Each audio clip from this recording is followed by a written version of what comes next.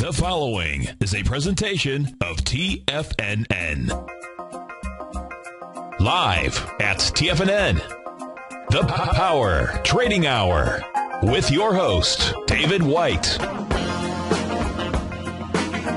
Now, the author of The Path of Least Resistance and the Tech Insider, David White. And welcome, everybody, to another wonderful edition of the Power Trading Hour. It is January 17th, all day long, at the headquarters of Technical Trading and Investing, TFNN.com. And we're going to have kind of a nice day here. A little bit remembering of winter down here in Clearwater, Florida. The cold front came through, and it's overcast. It's starting to rain, and about 70. And we're looking at a low of 40, and the populace is running around in the streets thinking it might be the apocalypse, that 40 degrees, I don't know how anybody can make it through a night like that, especially down here. People were running and screaming from the stores with bigger and thicker coats, downs, space heaters. They just can't stand it. 45 degrees, 40, you're talking cold. Anyway, having a great day down here, but we always do. On this day in 1950, 11 men stole more than $2 million for the Brinks Armored Car Deposit in Boston, always known as the Brinks job. Almost the perfect crime. Unfortunately, one of the gentlemen that was in it got picked up and sent to jail. It was only going to do a little bit of time, but didn't like that those guys weren't helping him out on the outside, and wrote rather nasty letters to his wife. And they didn't like it and thought that it was cheaper just to go ahead and basically kill him than send him money. And, of course, they caught the guy before he could kill him in prison, and he decided to flip and become state's evidence. The rest of them went to jail. And only days before the end of the statute of limitations. If the guys could have just held out for a few more minutes or a few more days, it wouldn't have mattered whether the guy was happy or not. But what can you say? This day in 1950, the Brinks job. They made a movie out of it, but it was a lot more serious than that. But kind of interesting. What else do we have going on? Intel after the bell tonight. And I suspect that they're probably going to come in okay, but their forecast probably going to be stating that they're going to have another quarter or two of cloudy outlook. May even miss by a penny or so. Intel not actually looking fairly good, but you just have to think that PC sales weren't all that exciting. Still the leader, still getting good margins, but I'm thinking that probably about halfway through the summer, they're going to really crank up the presence in their mobile processor line. I've been writing about it somewhat in the Tech Insider, but be interesting. Bank of America came out and dropped the chalupa, or the Baby Ruth in the punch bowl, as they say, and it was off a little bit. In fact, I need to check it right now. And let's see, BAC. And what was the problem?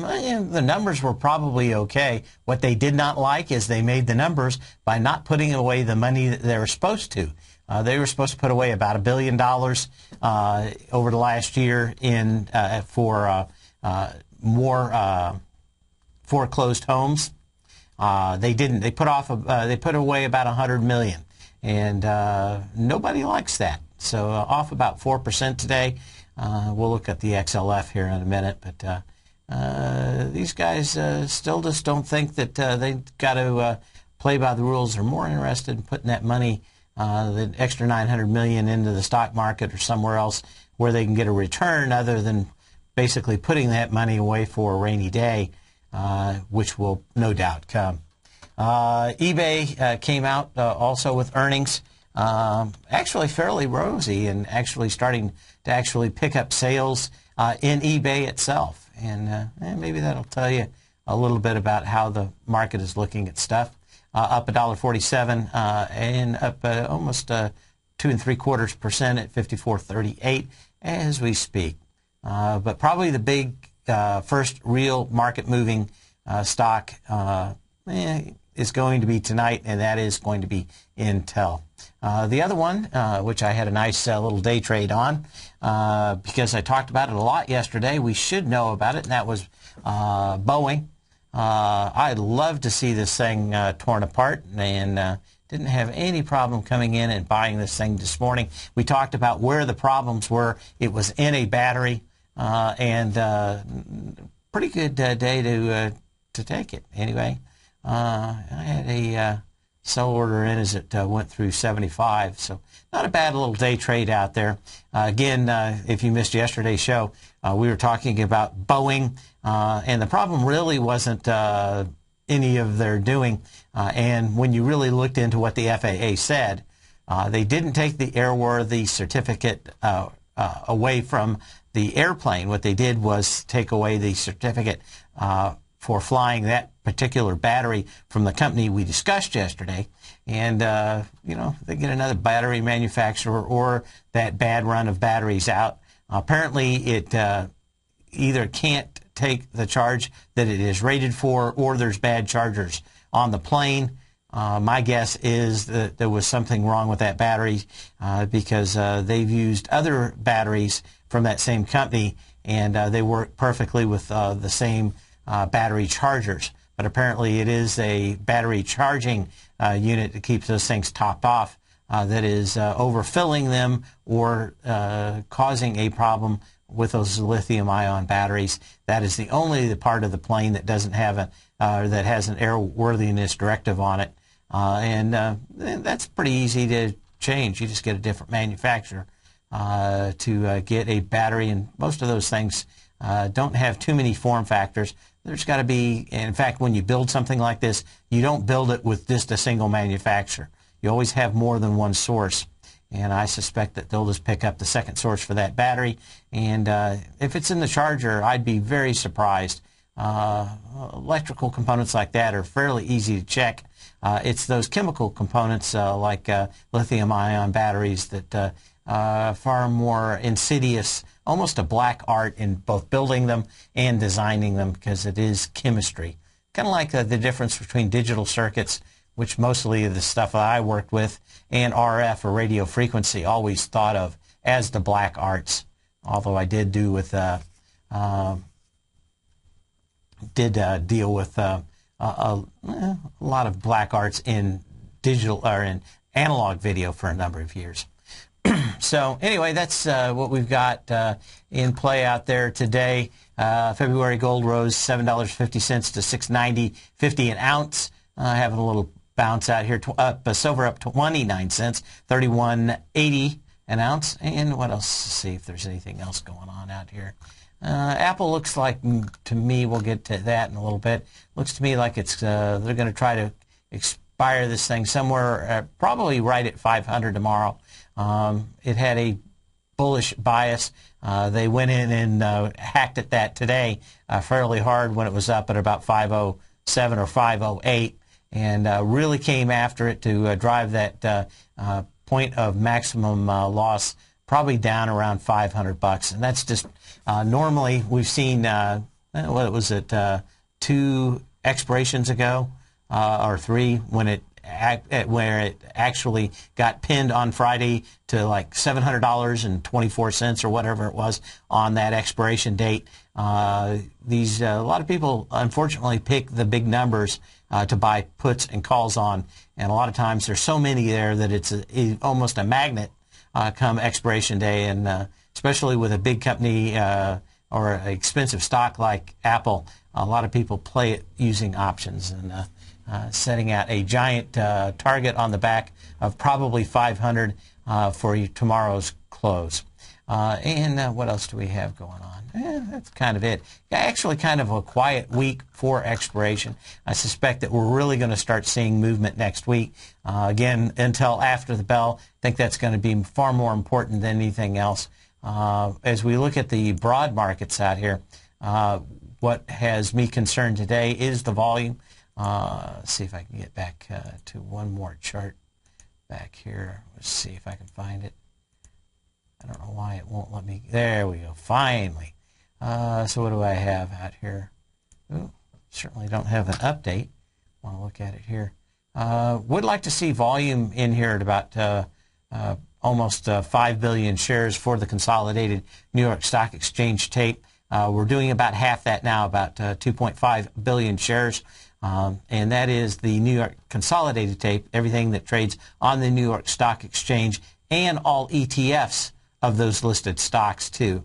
Normally you'll hear others on TFNN giving numbers, and that is just stuff that actually was traded across the floor. Today we're probably going to have something like 800 million shares, so you can see that it's now becoming maybe 25% of the actual true business of the New York Stock Exchange, but because it's far more expensive to have those guys run around instead of computers do it, a lot more volume out there in the New York Stock Exchange that doesn't show up in those numbers. Another huge mover intraday was the natural gas market. UNG is up about 2.5%, got to a high of $19.85. Finally saw the kind of numbers that you needed to in the EIA report to get this thing moving. I suspect we're still going to have a little bit of back and fill in natural gas over the next couple of weeks. But the cold snap that did come across finally did get some drawdowns in and across the United States for natural gas. Well, GLD's up a buck or so. So not a whole lot going on out here. I did cover my shorts before the close last night. Had a couple of stocks. And are they really moving? Up maybe 0.3% today, but really look by the close yesterday that we were going to pop up. So basically, I closed all my shorts. I was basically up against the line. Made some money on a couple of them. Like on I had Expedia short, and when I lost about a buck on it. So not the end of the world. We'll be looking for this, but until we start seeing some kind of very decent volume above these highs, especially being up 11 points today, and with less than 2 hours to go, only about half the way to the volume that I would like to see, probably going to see some kind of blow off top. I suspect this could actually go now into Tuesday before we see any change in this market. And maybe a big surprise tomorrow during expiration, but it really looks like the bulls can't wait to continue to buy, and that always makes me nervous on the long side. But probably not the day to be buying or going short, actually. That's probably Monday or Tuesday as we go through options rollover.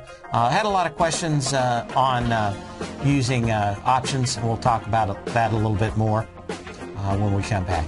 You can always give me a call at 877-927-6648. That's 877-927-6648.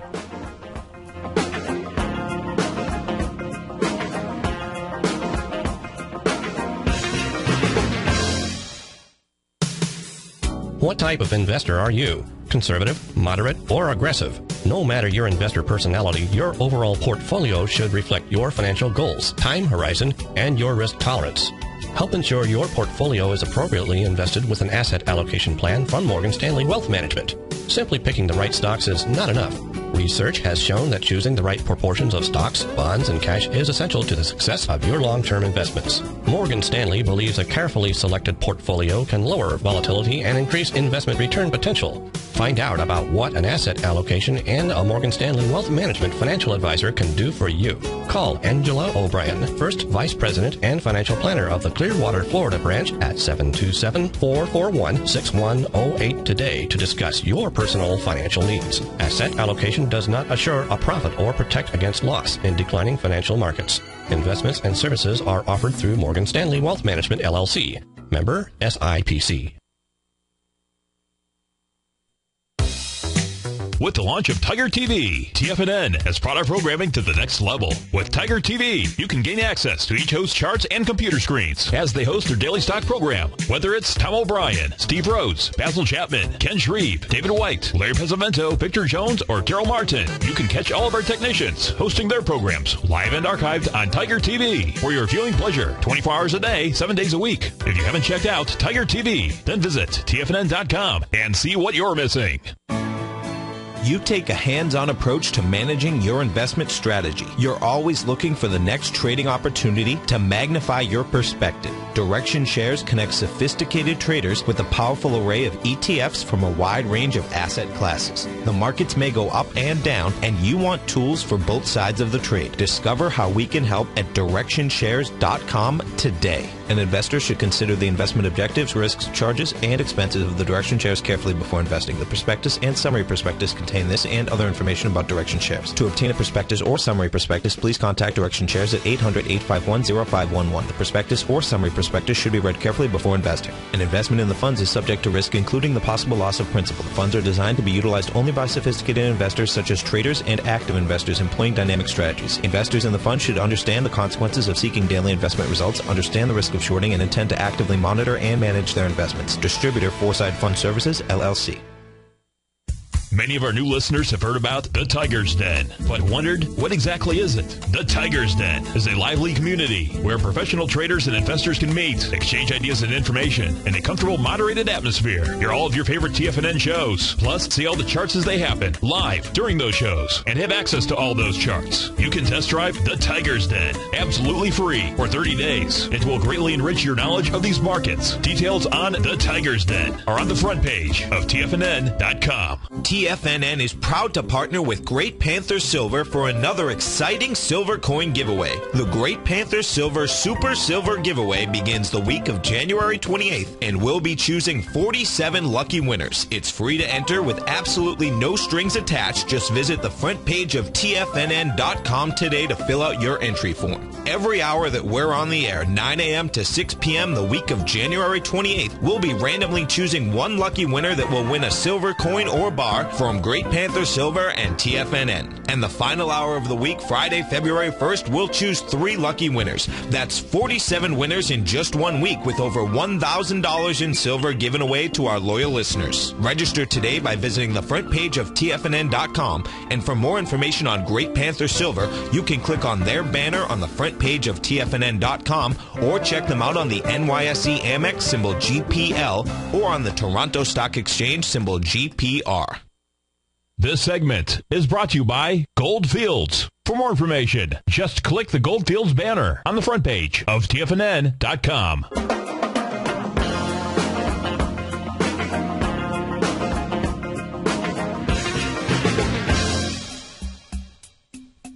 And as we come back, as I always state, you can call me at 877-927-6648.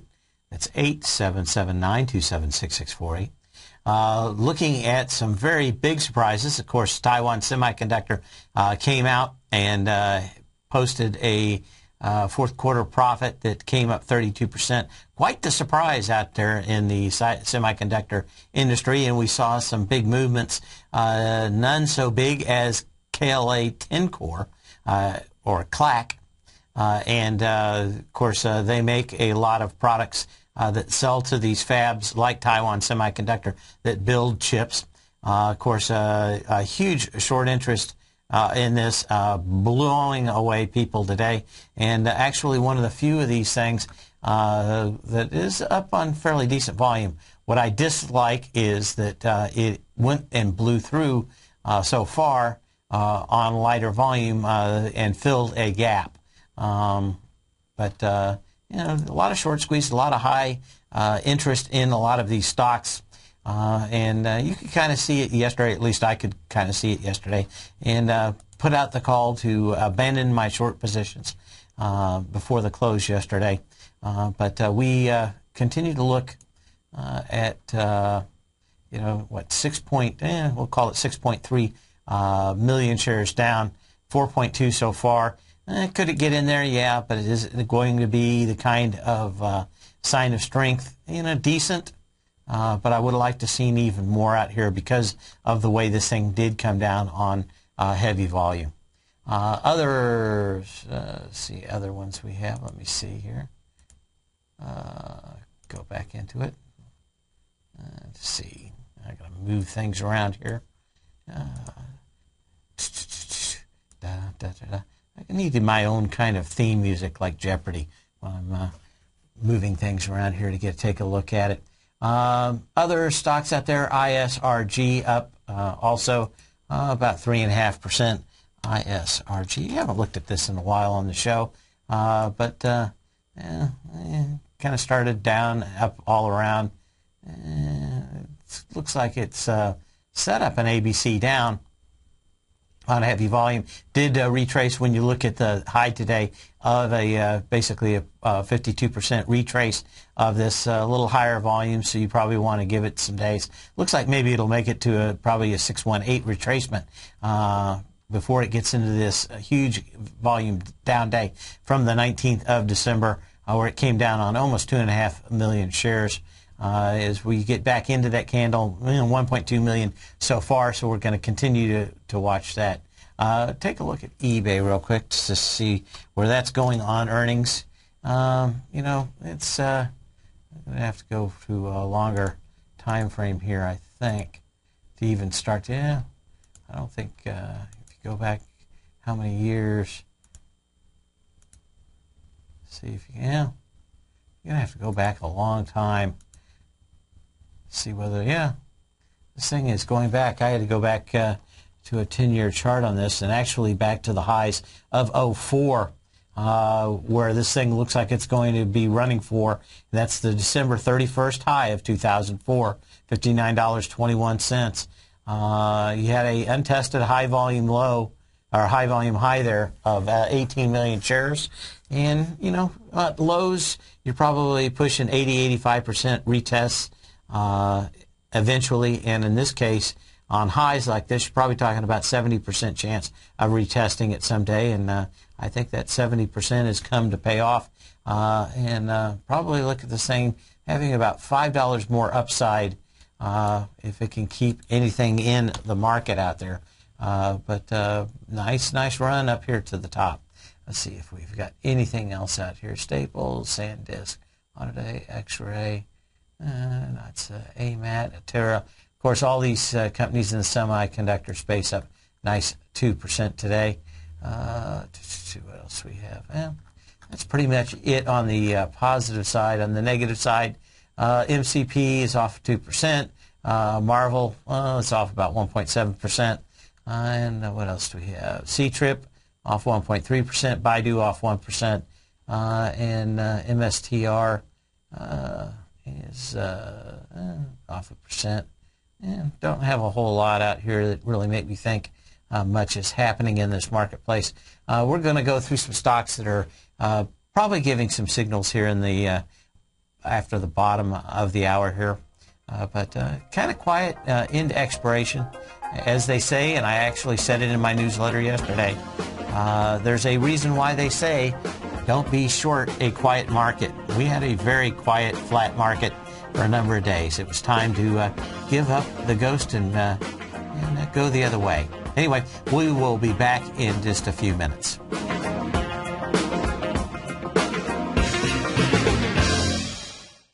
Just recently, on December 28th, Market Insight subscribers were advised to go long the QQQ, the NASDAQ 100 ETF, on December 28th at $63.91. And only 2 trading days later, after a huge jump in the markets, Market Insight subscribers were advised to sell the QQQ at $66.64 for a $2.73 or 4.27% profit to start off 2013. At the same time, Tom O'Brien had advised his clients looking for a more leveraged trade that they could have initiated a position in the QLD, the ProShares Ultra QQQ ETF, and over the same 2 trading days, Market Insight subscribers were able to lock in a $4.48 profit or an 8.47% gain in just 1 trade. Get your 2-week free trial to Market Insights today by visiting the front page of TFNN.com. Cancel at any time during your free trial and pay nothing. Don't miss out on the next great trading opportunity in 2013. Act today.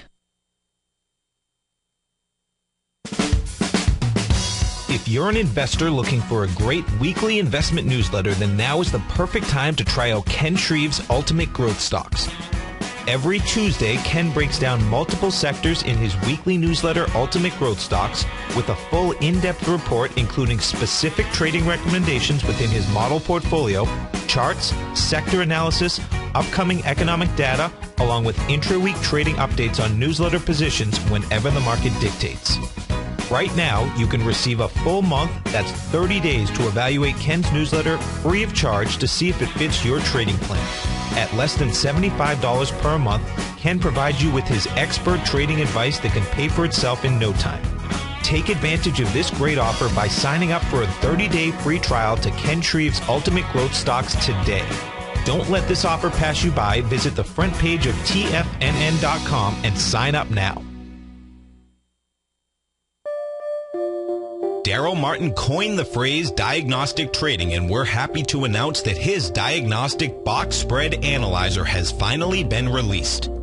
The Diagnostic Box Spread Analyzer helps you easily identify the best box spreads on Nadex in seconds, plus you receive access to the diagnostic deviation levels, as well as step-by-step training videos teaching you how to trade Nadex spreads so you can quickly master the mechanics of this simple yet powerful trading instrument.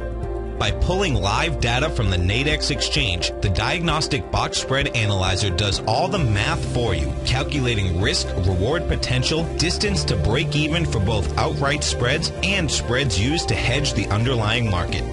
Visit the front page of TFNN.com today to get your 2-week free trial to Daryl Martin's Diagnostic Box Spread Analyzer and gain access to the valuable information it can provide when trading the Nadex box spreads. Has the current market volatility continued to stop you out of trades when the market spikes against you?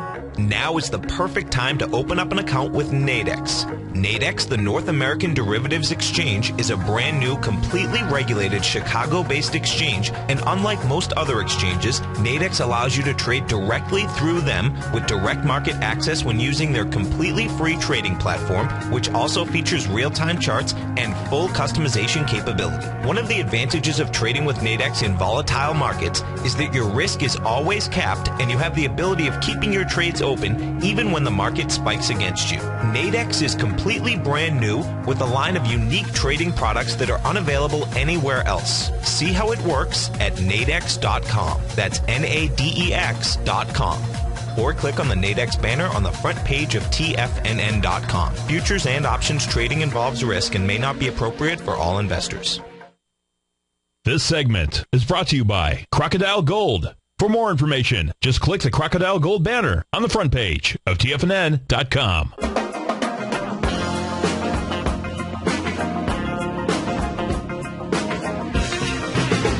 I'm going to go through some ETFs real quick here, but this is what has me a bit worried, and that is we've got about 2 million shares on the Ultra Pro S&P 500 ETF. It is breaking above its previous high, and I'm looking at the September 14th high of last year, $97.02 with 4.7 million shares. We are breaking above that. Going to be probably, 3 million shares by the end of the day on this. So you're going to come up fairly low, 4.7 million to 3 million shares. So we are starting to see some light volume breakouts. I don't suspect that this is going to reverse in a minute or in a day. There's nothing to indicate that's going to happen. But we continue to see some of these. Now, if we look at the ProShares Ultra S&P SSO, we are on that September 14th day, we're looking at 9.7 million shares. What do we have today in that SSO? Get the volume here real quick updated. 6 million shares. So this one probably come in with 8. So not as bad, but still going to be light for breaking out those previous highs. We've been talking and following the housing sector, Standard Pacific, at least these junior housing stocks out here, trying to close above on it today. Going to be very light, up against a 14 million share high on SPF from September 21st that had 14 million shares at $7.92.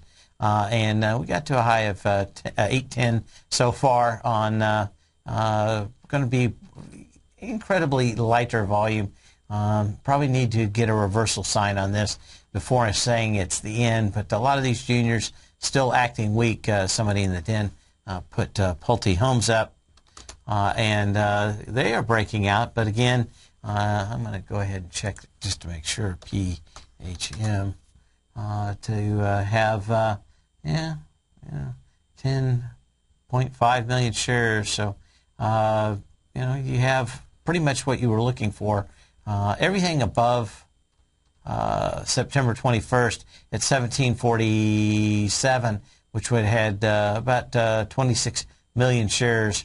You really haven't had that kind of movement. Very low volume breakout up here, and you could get a reversal on these fairly easily if something shocks the market. SanDisk, another one that's coming into very long-term resistance. Was waiting for it to fill up. Oh, we got a phone call. Got Roger. Ooh, I got a giant echo in my head here. Roger from Mount Vernon, Washington. How you doing today, Roger? Hey, pretty good, Dave. How about you? Fantastic. There you go. Yeah, I had a question about Boeing. I know you talked about it earlier, but I was wondering if you thought that this might be a good long position at this point. No, I think it's going to bounce around here forever. I just thought that, especially since I spent so much time on it yesterday, Yeah. I knew exactly what the problem was. I knew that and especially when you hear news that's wrong, but everybody keeps repeating it. They said this 787 didn't get, was grounded. It wasn't. There was an error-worthy directive just on the battery itself. So if they could get a battery that was approved from another manufacturer, they could put it in the air a minute later. I knew it was pretty much a lot of the press just on a slow news day not having anything better to do. I thought maybe I'd make a buck. I made a couple bucks on it. I was pretty happy. Long term, here's the problem. They're going to have to build this plane for a few years to really get the economies of scale down. So I think would it be an okay play? Yeah, I don't know. I just don't see it going to 100 in the next year, and that's probably what it would take me to get into it. I think you probably have 6 months of this thing bouncing around in the mid-70s, and then if you could get all this behind us and they start really dropping the economies of scale on a few of the things that are very expensive to build on the plane, a lot of the new composite stuff that is using reinforced graphite fiberglass is just very expensive for them to use right now. And as they continue to build it, they'll get that price down. And, they've got 1,000 orders on the thing, so I'm not really worried about it, or 800.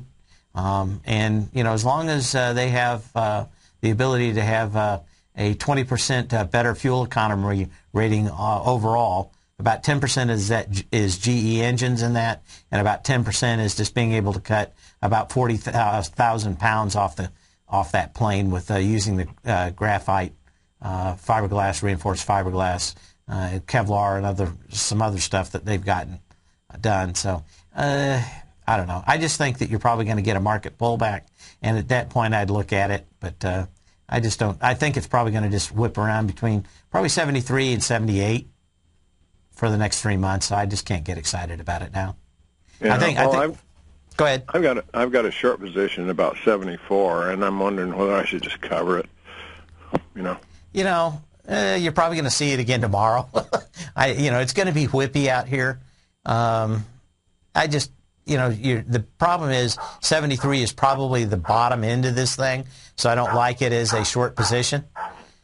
I hate to interrupt the show here, but apparently we have to interrupt it for a spot announcement. I hear Spot in the background there. Yeah, it's my cell phone. Your cell phone's barking? Yeah, okay. I got to bark on my cell phone. Okay. Anyway, I'll call you back. That's fine. Appreciate it, but I don't know if I think you're probably going to see 74 through 76. This is going to bounce around here a lot. Is it going to take off on you? I don't think so. So, Okay. but I just don't think you have anything. You probably get a test of today's opening low. What was it, 72.80 or something? Yeah. But I think that's about it. So I just don't see a whole lot out there for it. You know, it'd be different if they didn't have 800 or 850 of these things already sold. And it's going to take a lot for these people. You know, all they can think of is buying this plane and using 20% less fuel. Yeah. I mean, it's just such an easy thing. If there was something really wrong with the frame that would take a long redesign, that'd be one thing. But just being able to put in a new battery, it doesn't bother me that much. Yeah. Let me ask you real quick, if I could, about LinkedIn, LNKD. Mm-hmm. You know, it's been, you know, horsing around with the 118, 119 level, something like that. I think it's trading around 119 now. I think this thing's going to get back up to about 120, 121, 125, something like that. When's earnings on this? Do you know? You know, I don't. Hang on just a second, because I did want. I would like to know. Yeah. Yeah, hang on a second. Earnings date, because I think it's popping up. Yeah, February 4th. Feb 4. Okay. So, you know, it's probably going to run up there, and I bet it's going to be up at about 125. One thing I can tell you is this has been on one of my potential shorts. The last legs up on this have not been strong. There's probably weaker stocks out of there, but this is one that could surprise to the downside. There just hasn't been a lot of growth in it. They've pretty much got everybody that's going to be in LinkedIn on it. I just don't see, they've already done a great job of monetizing it. I just don't see where the growth is, and they're really not talking about a lot. So, is this thing going to go to 50? I don't think so. But probably in a bigger trading range down to probably around $95 from 125. So pretty nice trading range, I think. But you need it to fail, and I just don't think you're probably going to see this thing fail before February 4th. So you're looking for like above 119, 120 I'd look at, if this thing before earnings. I think this thing's probably going to go up about $3-4 and bounce around between here and $125 between now and the 4th. This is a cult stock like Facebook, like Apple, and everybody's been probably one of the few IPOs that has done at least good in the last 2 years or so. Yeah. And just kind of a cult out there. Everybody's more than willing to let their money soak in this thing. But you really haven't had, March, May? This thing has been in this big trading range. I don't see any energy that says this thing breaks out to the top. Maybe they've come out with something new, but I've read pretty much everything about it. There's nothing in there that tells me they have a brand new search engine or some new way to turn lead into gold for this thing. They are probably the better of any kind of social networks. But to me, it's just a big trading range from 95 to 125. Okay. Okay? Well, I'll keep my eye on it. Thanks a lot. You bet. Have a great day. And what else do we have? We were talking about SanDisk. Noble Energy is another one out here. This thing is breaking out today. Again, not a lot of volume, so we need to be looking for false breakouts. I think that these things could hang up here or until maybe Tuesday. We're going to have options roll over Monday and Tuesday, so I'm not saying anybody pull the trigger just yet. But we wanted to see some weakness by the close yesterday. Didn't have it, which means that the next opportunity probably is options rollover to see some weakness. If we see this market pop up on Monday, start seeing weakness on Tuesday, we'll look for a few of these actually confirming tops. The one I'm looking at is a February 17th high at $105.46. We've got breaking above that right now. 740,000 shares, if I'm right, in BL. If I can get current quote.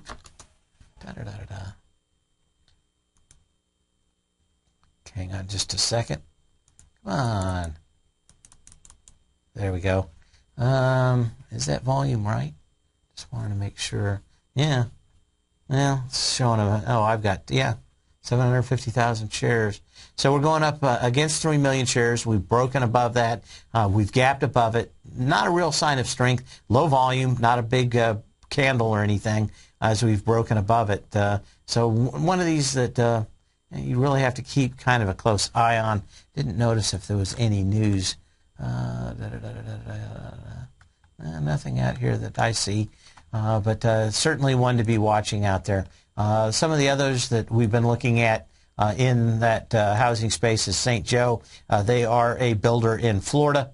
Was looking for 1 million shares out here as it goes above the September 14th high of 2316. Volume's not that bad so far, 750,000. But you need 1 million. Probably strong enough, though, that I'm not going to get too worried about it. But looks like those things are coming into resistance levels. The iShares Russell 2000 Growth Index Fund, the IWO, another one that is peaking at these highs that have been around for a while. And really you're looking for 2.8 million shares from the May 2nd high of 2011 out here as the high volume high on the left-hand side of the charts. We are going over that million shares today, so we're probably going to be certainly within a under a 50% of that high for volume. So seeing a lot of EFTs out here on light volume. Part of this may be options related. If Intel really disappointed, maybe we could see a pullback, but I don't know if we're going to get the 30 points that the options are basically showing to the downside right now. What else do we have out here? Intuit. Get around Intuit. Intuit's another one. We saw basically the February 22nd high of 2012 at 62.33, 6.6 million shares. We are breaking above that with 1.5 million shares. So again, a lot of these stocks we got to be watching very closely for signs of a false breakout. See enough of these, then probably a good indication the market is not going to break out. And what we are seeing is market gas, for a better market flatulence, for a better description of the high out here. We're up almost 12 points on the S&P, 2.7 billion shares. Again, I'm wanting to see somewhere around 5 billion shares. Looks like we're going to project out to probably about 3.3 billion shares, which suggests we'll probably still have a little bit of action tomorrow for expiration day. But what else do we have out here? Trying to see anything else. If there's anything else going on. Wanted to look at IBM real quick, see if we could get any clue where this thing, they use this to drive the market quite a bit. And I didn't see, let me pop up,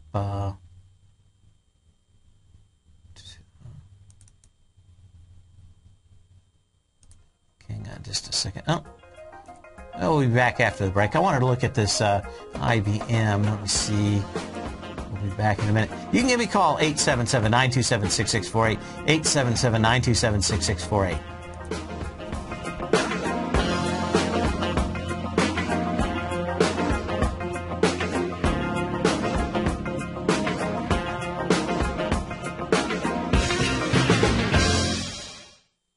Are you looking for a precision edge in the market? Something that can stack the odds in your favor? Then look into Larry Pesavento's new trading newsletter, Patterns, Profits, and Peace of Mind. In each weekly issue, Larry explains what's going to happen in the markets based on the pattern he sees developing and gives you actionable trade ideas based on those patterns. Plus, you'll get his detailed analysis on a variety of markets and sectors, including stocks, treasury bonds, the gold market, oil, the dollar, the forex market, and more. And you'll get the Technical Corner segment, which is a short but powerful weekly training session on trading. You'll get access to all the patterns Larry is seeing in the markets, plus the Astro Harmonics and powerful Bradley stock market model that Larry utilizes for less than $5 a day. An extremely potent combination that will give you just the edge you've been looking for.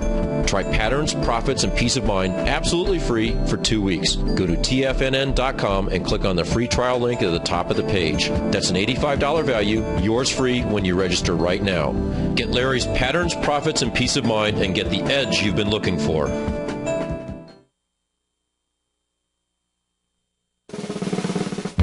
Tom O'Brien's weekly newsletter, The Gold Report, has helped subscribers for over 10 years navigate the high-risk world of exploring and producing gold companies. And now's a great time to sign up for a free month-long trial to see the kind of insight that Tom delivers for his subscribers on a weekly basis.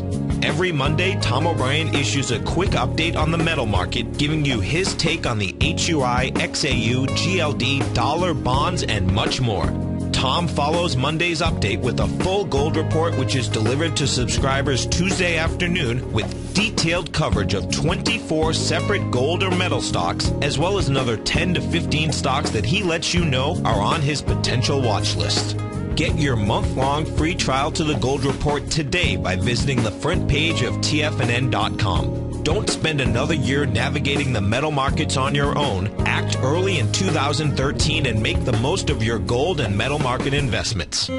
David White's newsletter, The Technology Insider, is focused like a laser on finding the next big things in technology. If you had invested only $10,000 in Microsoft in 1986, you'd have been a millionaire by 2000. Disruptive technology like Microsoft's is the key to these massive long-term profits, and the Tech Insider is the vehicle from TFNN to capitalize on these opportunities. This is the go-to newsletter that identifies, monitors, and profits on mostly little-known cutting-edge companies with great long-term prospects. David's experience is as an inventor of Emmy-winning animation products for TV and Hollywood that propelled a company public. Match that with 14 years as a full-time trader, and he's uniquely qualified to guide you through the light-speed world of ever-evolving high-tech. If you're ready to ride the next big technology bull market for less than $40 per month, log on to TFNN.com and get your 2-week free trial to the Technology Insider. Get in on the ground floor of the next big thing today.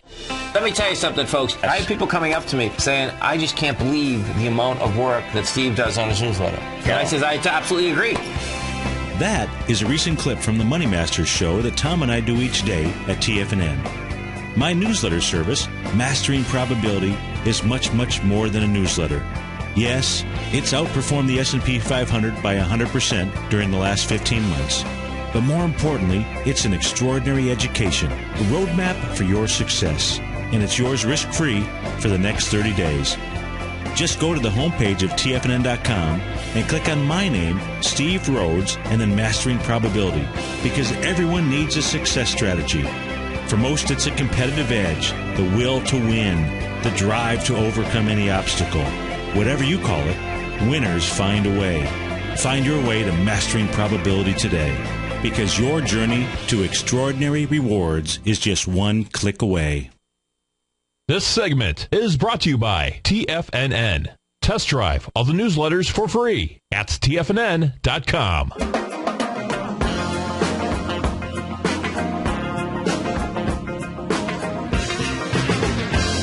We've been talking about options expiration and what it can tell you about where this market or where a market wants to go. And when we look at IBM, if you're watching on Tiger TV, it's normally fairly close. This shows a little downward bias on it. But if you were looking for a bias, it is probably around 192.50 on IBM. Look and see if they don't pin that thing out at 192.50 tomorrow. Probably a good indication of that. Also, when you look at some other stocks, probably by the end of the day, this is going to be a little bit different. Hopefully we'll pop this up. Hang on just a second.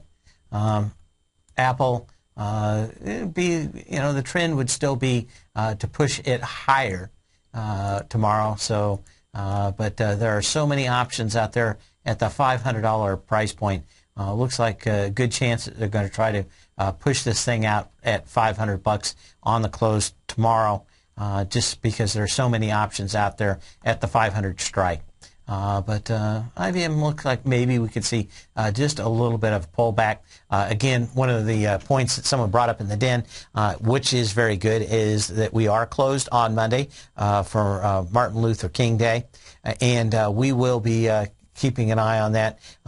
One of the things that does happen in this market quite a bit, and I've talked about it, is the tendency for the character, if not the direction, to change of a market on 3-day weekends. It normally happens most prominently on the 3-day weekends of the summer, Memorial Day, 4th of July, and Labor Day.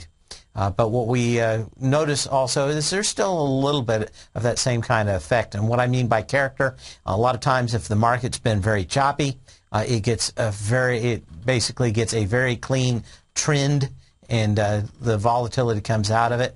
Since we've had, for the most part, very light volatility, the option or the thought is that maybe we'll get a much higher volatility market. My guess is that come Tuesday, I'll be back buying probably puts on a lot of stocks if we continue to see very light volume into these breakouts. And, VIX is very low, a very good time to be out buying options, especially even if you're bullish out here, not a bad time to be buying downside protection. So you can't get blown out on a lot of these stocks, even if you are bullish. With a VIX, I'm looking at the thing out here right now. Where is it? It's got to be out there.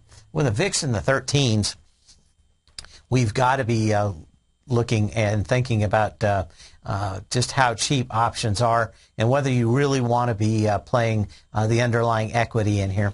There wasn't, I think it was a few days ago, someone called about Baidu. Said, I guess it was last week now, said today I thought or Wednesday was the day that most likely you would probably be thinking about shorting this if you were going to short it. Not a bad looking stock. I could see what he was looking at, but didn't like the nice volume we had the last couple of days. If he's still listening out here, you probably would want one more test of this 114.88, probably 115, and maybe into the gap up around 120. But I think you still have a decent amount of time, and I'd be, if you're thinking about shorting something, probably Tuesday is not a bad day to wait for out here in the marketplace. Of course, we'll be back Friday to wrap this thing all up on the tomorrow, and we'll have the Tech Insider Hour with Tom O'Brien in the 5 o'clock hour of his show tomorrow, where we'll talk technology. It's been actually kind of a quiet week, and normally when it's a quiet week, you get a lot of news like we get tonight. Anyway, we'll have a great and safe day. See me again on Channel 14 on Tiger TV. And here at 3 o'clock or 2 o'clock tomorrow, same bat channel, same bat time. I need to get one of those little wham things now, little call outs.